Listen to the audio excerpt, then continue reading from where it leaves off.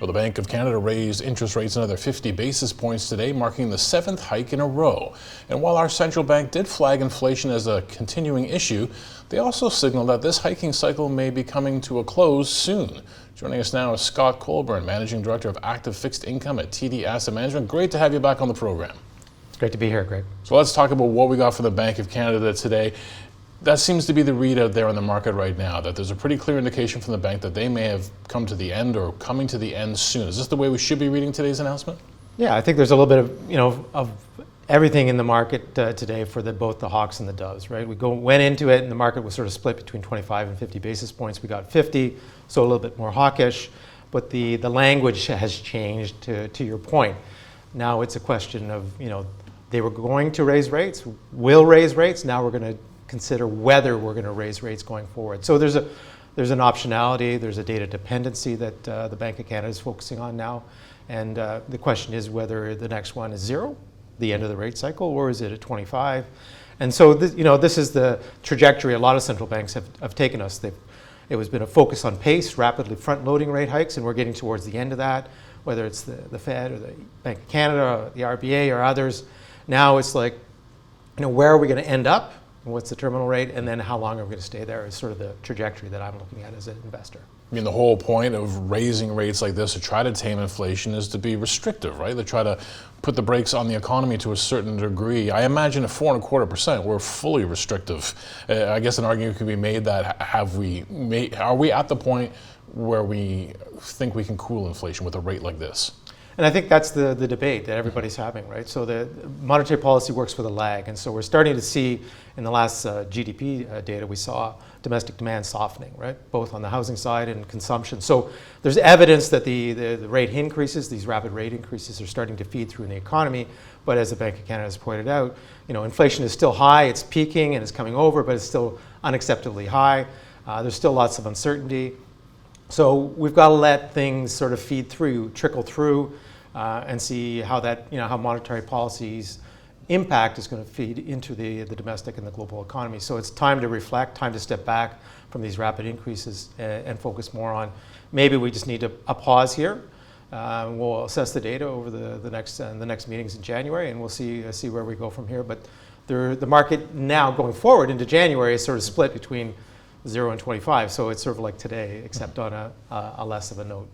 Now, best case scenario is, of course, they've, you said, front-loaded a lot of pretty big rate hikes this year. You get inflation under control, you get it moving in the right direction. You don't do too much damage to the economy, although you slow it down. Let's talk about the yield curve, the inversion that we're seeing on the Canadian curve, and what it tells us.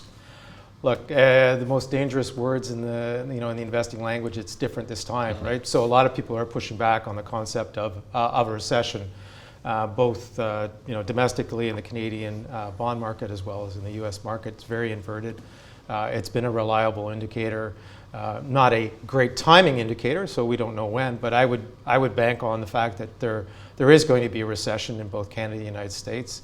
We can discuss how severe and how deep and whether it's a shallow or a modest recession, but I think we are definitely taking the signal from the bond market that we are going to have a recession, and that's the lagged impact of these rapid rate increases, and it makes sense, therefore, for the Bank of Canada to step back and assess here. Is the bond market telling us something about the nature of the recession? So we can discuss it, so let's discuss it, right? I mean, as you said, best case scenario is like, you get a modest recession that you get fairly quickly and we get the job done. But of course, the worst case scenario is that you see, mass unemployment. You see the things that happen during a deep recession. Can we avoid that scenario?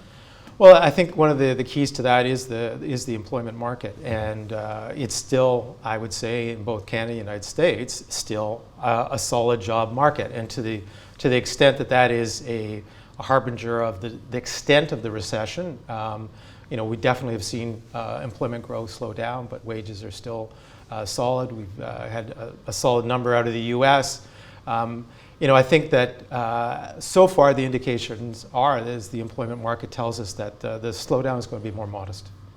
Is there an element maybe of surprise of how resilient? I think even the Bank of Canada had to admit today that the economy's been a little more resilient in the face of what they've been doing. Because as we said, these have been big rate hikes. We weren't anticipating heading this year, but the labor market remains resilient. GDP, some consumption softens, but there seems to be more strength there than most people bet on. Yeah, I think that is a theme, a consistent theme globally, right? Both Canada and the United States, the North American economies have demonstrated a resiliency that, initially the models, the forecasting, the policy expectations would be for more of an impact. And, whether it was the policies, fiscal policies, the policies that were directed to us during the pandemic, savings have been good. There's been a solid labor market adjustments.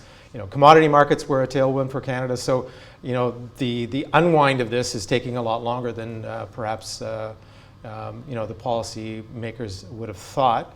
So to me, that underscores, a bit of a resiliency in the global economy and the domestic economies. That the more likely scenario is that we start to see a rate pause rather than a rapid turn towards cuts, which the market always flirts with. Okay, central banks are done, now they're going to cut. Well, maybe in this circumstance, given the resiliency in the employment market, given the resiliency in the economy, that the right response will be to pause and really assess on the inflation front.